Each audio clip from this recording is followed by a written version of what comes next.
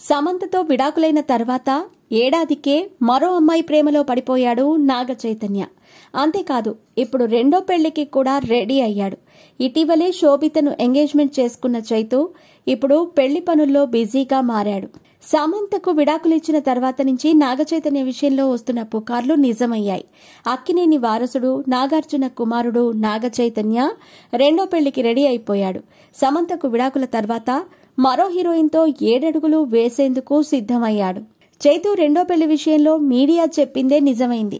August 8వ తేదీన heroine శోభిత Naga Chaitanya engagement జరిగింది. దీంతో ఇద్దరి ప్రేమ పెళ్లిపై అధికారిక ముద్ర పడింది. మరి వీరిద్దరూ గత కొన్నేళ్లుగా నిజంగా ప్రేమలో ఉన్నారా అనే అనుమానాలు నిజమయ్యాయి. మొత్తానికి వీరిద్దరి మధ్య రిలేషన్పై ఎంగేజ్మెంట్తో ఫుల్ క్లారిటీ వచ్చేసింది. నిశ్చితార్థం జరిగిపోవడంతో ఇప్పుడు వీరిద్దరి పెళ్లి అనేది హాట్ టాపిక్ గా మారింది. ఇప్పుడు ఈ జంట తమ పెళ్లి ఎక్కడ చేసుకోబోతున్న దానిపై ప్లానింగ్ చేస్తున్నారని సమాచారం. నాగ చైతన్య శోభిత డెస్టినేషన్ వెడ్డింగ్ ప్లాన్ చేస్తున్నట్టు తెలుస్తోంది. చైతు శోభిత కుటుంబ సభ్యులు వీరిద్దరి పెళ్లి కోసం వేదిక వెతుకుతున్నారట. రాజస్థాన్, మధ్యప్రదేశ్ లేదా విదేశాల్లో సరైన వేదిక కోసం చూస్తున్నారట. ఈ ఏడాది చివరలో లేదా వచ్చే ఏడాది ఫిబ్రవరి, మార్చిలో పెళ్లి తేదీ ఫిక్స్ చేసే ఛాన్స్ ఉందని సమాచారం. వీరిద్దరి ఎంగేజ్మెంట్ ఆగస్టు 8న జరిపించిన నాగార్జున పెళ్లికి కాస్త టైం తీసుకుంటారని చెప్పారు. నాగ చైతన్య శోభిత కలిసి ఏ సినిమాలో కూడా నటించలేదు.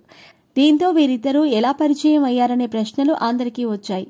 అయితే నాగ చైతన్య సమంత విడిపోయిన తర్వాతనే శోభితకు కనెక్ట్ అయ్యారట.